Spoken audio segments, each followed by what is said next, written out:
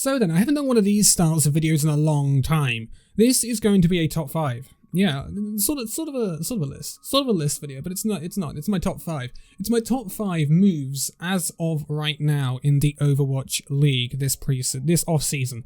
So this is going to be really interesting because I'm not going to just use players here. I'm going to use coaches and stuff like that and managers because they can have just as big an impact as players transferring themselves. So there are teams that are shaping up very differently to how they were in 2020, and we're going to try and pinpoint the transfers that are causing the biggest disruption to these teams, whether that be for good or bad.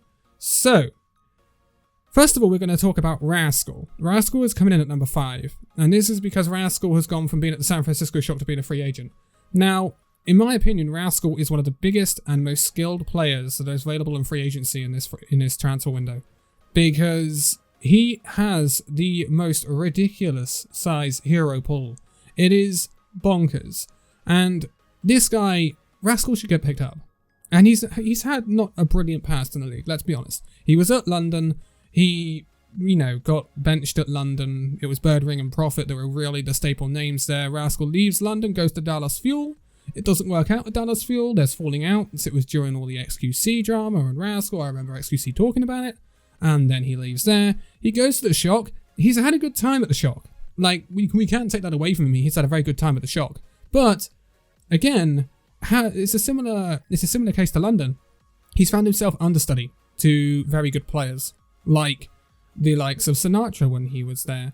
And when we have Ans now and people like that, I'm not saying that Rascal will be taking Ans' place, but Rascal just hasn't found a place at the Shock. Not a starting week in, week out lineup spot. Although he has featured for the Shock, and when he's featured for the Shock, he's been very good. So, Rascal could go to a team and be the number 1 starting flex DPS player, the projectile DPS player, because Rascal is that good. And there are plenty of places that could take Rascal and it would transform them. When I'm thinking of teams, we've had rumours around the Gladiators, right, them letting go of Kevster, and if they let go of Kevster, imagine them picking up Rascal. Then you'd have Rascal and Birdring, alongside Muse and Space, Shu, and perhaps Moss, if that ever gets confirmed. Imagine that lineup.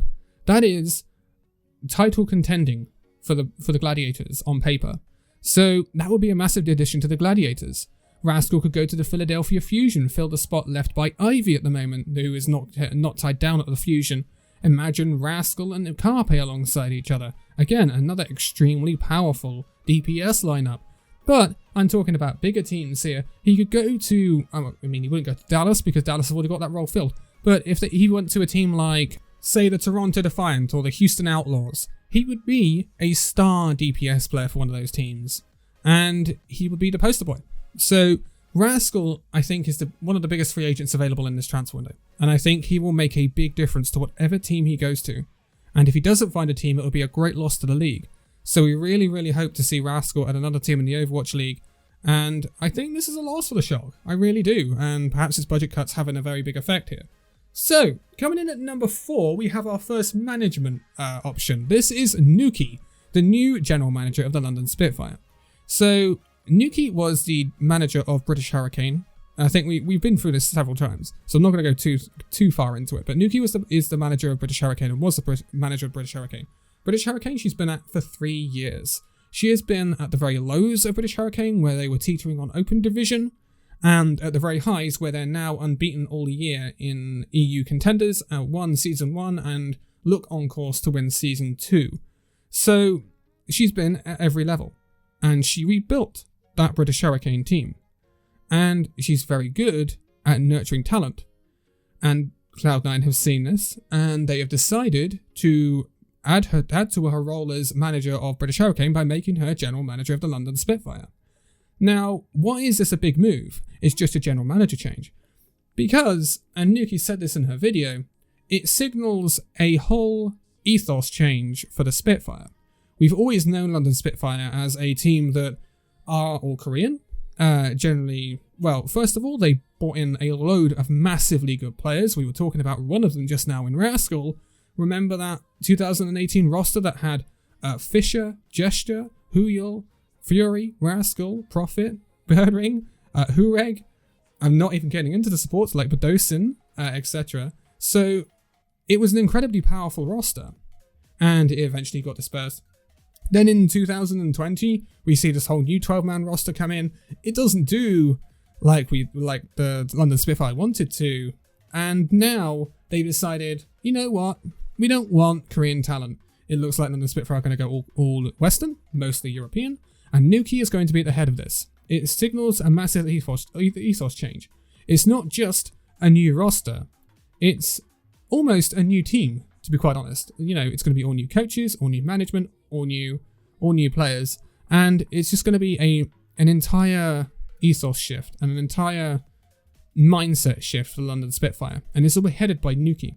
So this is why NiKo is on this list at number 4, because I don't think she's the biggest change in the league right now, but she's possibly the change that has the biggest effect to a team, because it's changing an entire team, and London Spitfire will not work in the same way, it will not have the same players, it will not look the same, it will not operate the same as it has done for the past 3 years. So, moving on to our number 3 spot then, and I don't think I could leave this one out without getting completely berated in the comments section. This is Rush, moving from his head coach role at the Paris Eternal to his head coach role at the Dallas Fuel.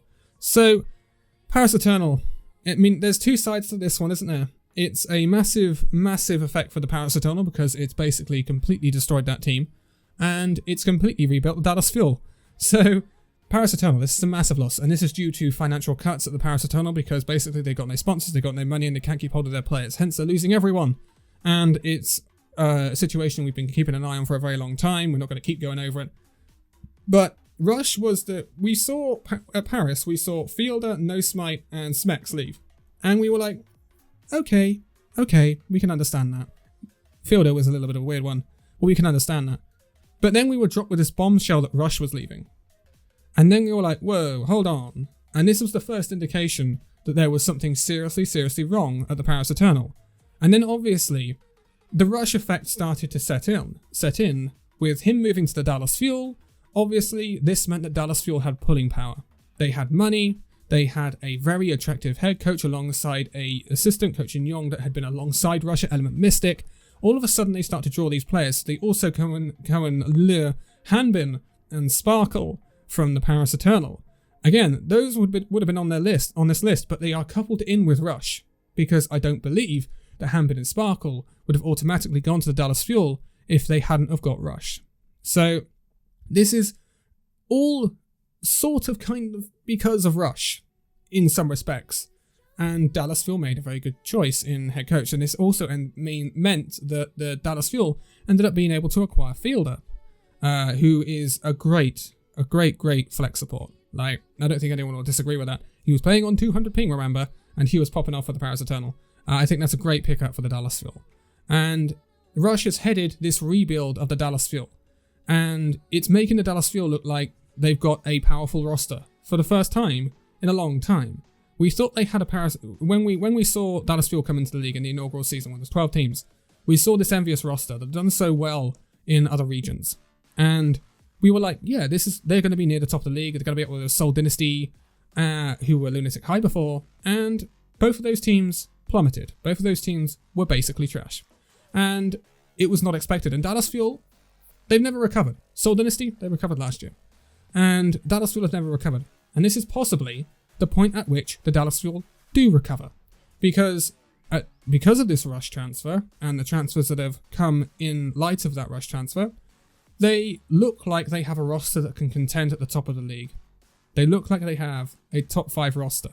And if this Dallas Fuel team, or this Dallas Fuel org, Envy, manage to muck this up again, then I really don't think there's any hope for the boys in blue in Texas.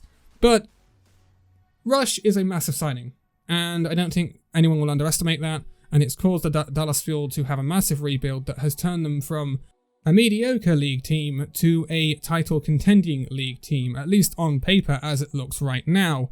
So this is very good moves from the Dallas Fuel, and I'm sure all the Fuel fans are very, very hyped for what is going on there. Number 2, this is a very interesting transfer because this had very big implications for me in where I rank this team. This is Mag, moving from Runaway to the Washington Justice. So Mag has been the main tank at Runaway since they lost their previous main tank. And their previous main tank, I believe, was Bumper. So, yeah, big feat to fill. Mag is a fantastic main tank. One of the best main tanks in Korea. And I was expecting him to come to the league this year, I'm not going to lie. But I was not expecting it to be Washington Justice. Because of the moves the Washington Justice have made, I expected at the end of the season, before the transfer window opened, that they would keep hold of Decay, they keep hold of Stitch and Janu, and they would build around those three players. That has not happened. Stitch and Janu have not re-signed. They have re-signed Decay, they've re-signed Tuba, they've recently signed Jerry, and it indicates that Stitch is not staying at the Washington Justice. We still have no idea what Janu's doing. So all of a sudden I was like, I'm not sure whether this team is going to be as good as I thought they might be when they rebuild in this off-season. But all of a sudden they come and smack you in the face with a transfer of Mag. And this changes my outlook on the Washington Justice a heck of a lot.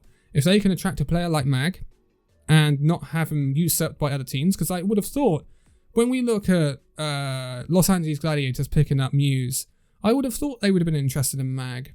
I would have thought. And when you look at Shanghai Dragons letting go of Fearless, you would have thought Shanghai Dragons would have been interested in Mag. So I would be surprised if Washington Justice were just lucky enough to be the only team interested in signing Mag. And if so, they've been able to lure an incredibly good main tank. Possibly one of the most sought after main tanks that are not in the Overwatch League.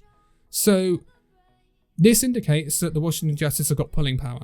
And if they can exercise that pulling power in their support line and their off tank, if they don't re-sign Janu, then we're looking at a Washington Justice greatly improved on their 2020 season and before, which means that finally, unlike last year when some people hyped up the Washington Justice and they did not live up to expectations, maybe in 2021, Washington Justice can at least be top half of the league.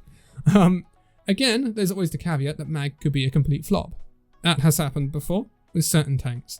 So we remain to see what happens when they actually play in the league, but this is a very, very good indication for the Washington Justice that they got a pulling power to sign the main tank of Runaway, and I think it's promising for Washington Justice, and it shows an upward trajectory. As we said not so long ago, the Washington Justice stonks are rising.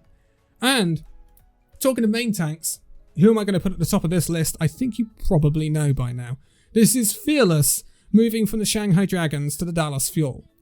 This is monumental because I did not see this coming. I don't think anyone saw this coming until it was started to be rumoured. And Fearless was possibly the best main tank in the league last season. He was certainly one of the best. He got bizarrely dropped for Stand 1 in the grand finals for Shanghai Dragons. Maybe there were rumours that he was leaving and they wanted to just get him out. I don't know. But it seemed like a very odd situation at the Shanghai Dragons to drop him. Fearless had dominated in that main tank role all season long. He had been one of the biggest redemption arcs that the league had ever seen. He was on the 0 and 40 Shanghai Dragons. It didn't work. He came in for Element Mystic back then. And then he went back to Team CC, the Shanghai Dragons academy team in China. Did phenomenally well. Got promoted back to the Shanghai Dragons, was most likely not ever expected to be the starting main tank for the Dragons, hence they brought in Stand 1 from Gladiators Legion way back when that team existed. Gladiators Legion were a gauntlet team, by the way. And they probably expected to play Stand 1, that's why we saw Stand 1 a lot, but when you looked at the numbers, Fearless was absolutely slapping Stand 1 in the stats. Absolutely slapping him. And so, Fearless takes over as the main tank for Shanghai Dragons. Now, in this off-season, we expected the Shanghai Dragons to tie him down to a nice contract and have a nice stable main tank for the rest of 2021. But that wasn't the case, because Shanghai Dragons, they received an offer from the Dallas Fuel, and they rejected it. They wanted to keep hold of him, but they ended up telling Fearless, because, you know, nice team, good organisation. And Fearless was like, sorry buds, I want to go to the Dallas Fuel. I want to be with Rush. The Rush factor. Oh boy, the Rush factor. So, Fearless transfers to the Dallas Fuel. And this is, in my opinion, the biggest move of this transfer window so far. No one expected Shanghai Dragons or Fearless to be let go anyway. And this is with reluctance that Shanghai Dragons are letting Fearless go, and it means that they have to look for another main tank, or they have to stick with stand 1. I would not stick with stand 1. I would not do that. There's rumours that Shanghai Dragons are interested in Fate. But inevitably, when we look at the Shanghai Dragons now, we look at them and we think, they're not as powerful as they were. Fearless was a major part of them topping APAC. And he's not there anymore. So we have to say, Shanghai Dragons stonks are going down. Dallas Fuel, though, just keep going up. They just keep going up and up and up. They have got this amazing knack of just, well, it's probably just money to be quite honest. But they've got this amazing ability to just lure great players in this offseason. And when you look at the roster that is shaping up now, they have a tank line of Hanbin and Fillers. That is bonkers. Absolutely nuts. And if Dallas Fuel were not a top 5 team in this season, they need to disband. Because I do not know much better rosters than what they have right now. Like, unless they sign the entirety of the Shock. Like, it's got to be the year, Dallas. It's got to be the year. They're putting all the chips in. That's what they're literally doing. They're going all in on the table right now. And it's because of number 3, Rush, and this big number 1 with Fearless. But that is my top 5. So Rascal going from the Shock to Free Agent, Nuki going from the Hurricane to the London Spitfire Hurricane, Rush going from the Eternal to the Fuel, Mag going from Runaway to Washington Justice, and then Fearless going from the Dragons to the Fuel. Big transfers, and I bet there are some monumental ones to come. But we can continue doing these throughout the off-season. But for now, thank you guys so much for watching this video. If you'd like to give a like, subscribe if you're new, and I'll see you in the next video. See you then.